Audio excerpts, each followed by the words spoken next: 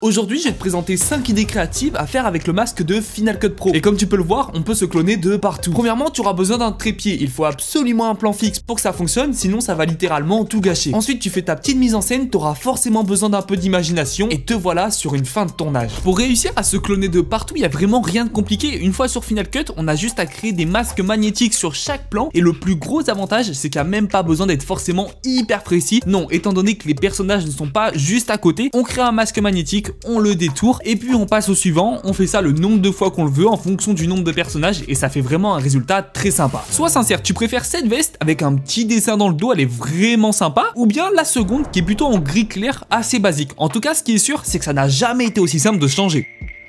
Pour réaliser cet effet, comme tu peux le voir, il faut que tu superposes tes deux rushs. Le premier rush avec la première veste, puis le second forcément avec la seconde veste. Je te conseille fortement de ne pas prendre le pantalon, de que prendre ta tête avec la veste, ça sera bien plus sympa.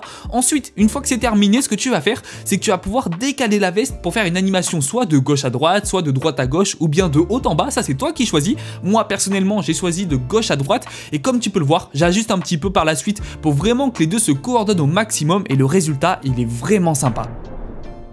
Par contre, filmer avec son téléphone, c'est très bien, mais on n'a pas ce vrai flou d'arrière-plan comme avec une vraie caméra. Attends, mais je filme avec mon téléphone là. Bon, j'avoue, je filmais clairement avec mon téléphone, mais c'est pas terminé, car maintenant tu vas devoir créer un masque magnétique pour tout simplement te détourer. Comme tu peux le voir, moi ça me l'a fait du premier coup et j'adore quand ça se passe comme ça. Maintenant que tu es parfaitement détouré, ce que tu vas devoir faire, c'est dupliquer ton rush et supprimer le masque magnétique sur le rush du dessus. C'est très important pour que ça fonctionne et maintenant tu n'as plus qu'à ajouter l'effet flou gaussien, tu l'ajoutes, tu le règles en fonction de tes préférences et c'est vraiment incroyable.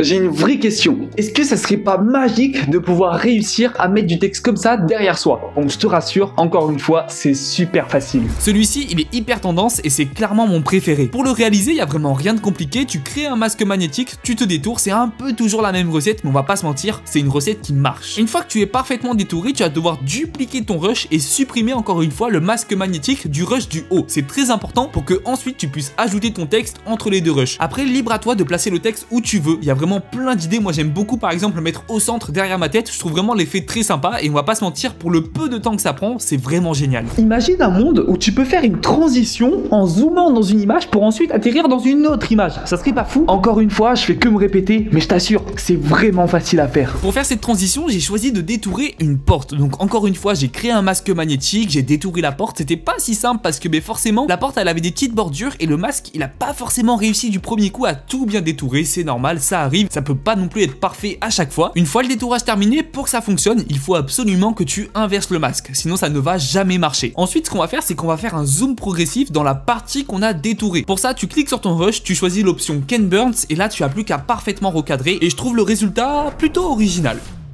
On ne va pas se le cacher, mais le masque magnétique de Final Cut Pro, il est vraiment trop pratique. Je l'utilise tous les jours et à cause de cette option, je ne peux plus me permettre de quitter le logiciel. Vraiment, je l'utilise tous les jours et en plus de ça, j'ai plein de retours positifs de mes clients qui me disent « Waouh, quand t'as mis du texte derrière moi, c'était trop bien, j'ai adoré cet effet. » Alors que moi, ça m'a pris littéralement 2 minutes. Ça permet vraiment d'ajouter une touche de professionnalisme sur ta vidéo et d'avoir plein de retours positifs. Et de mon côté, par exemple, si demain je dois retourner sur Premiere Pro, je ne peux pas parce que je ne maîtrise pas After Effects. Et pour faire ce genre d'effet, il faut maîtriser After Effects. Donc ça demande un abonnement supplémentaire et en plus de ça, des compétences supplémentaires. Forcément, si toi demain tu veux te perfectionner dans le motion design, je te conseille de prendre la suite Adobe, forcément. Mais de mon côté, le motion design, ça ne m'intéresse pas, c'est pas mon style de montage. Donc moi j'ai un grand intérêt à aller sur Final Cut, de faire des petits visuels assez sympas, de mettre du flou derrière-plan, de mettre un texte derrière moi, ce genre de choses en seulement 2 minutes. Et moi j'adore le sound design et donc de bosser sur mon sound design sur Final Cut. En tout cas, moi c'est ce que j'ai choisi. Et toi, si tu veux devenir monteur vidéo, sache que j'ai créé un guide gratuit pour devenir monteur vidéo en seulement 5 étapes. Donc si t'es intéressé, le lien il est dans ma bio. Et en plus de ça, je suis trop content parce que je viens de créer mon accompagnement en one-one pour t'accompagner à créer tes premières vidéos TikTok et te donner le maximum de conseils sur le montage. Donc si tu veux progresser en montage sur tes vidéos courtes, n'hésite pas, le lien il est dans la description. Et si cette vidéo t'a plu, je suis sûr à 10 000% que cette vidéo qui est juste à côté va te plaire aussi.